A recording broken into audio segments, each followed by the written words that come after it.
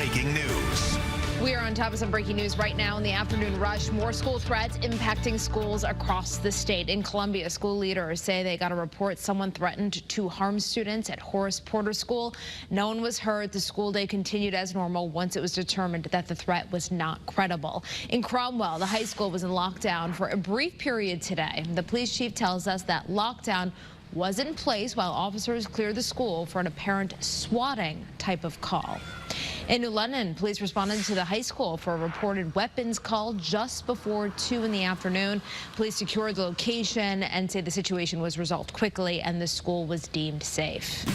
In Middletown, Pinpoint News Tracker takes us to the high school there. The majority of students are already dismissed for the day, but officers are currently searching the school after receiving a potential threat. This is an active investigation, and as we learn more from police in Middletown, of course, we'll keep you updated both on air and on the WFSB app.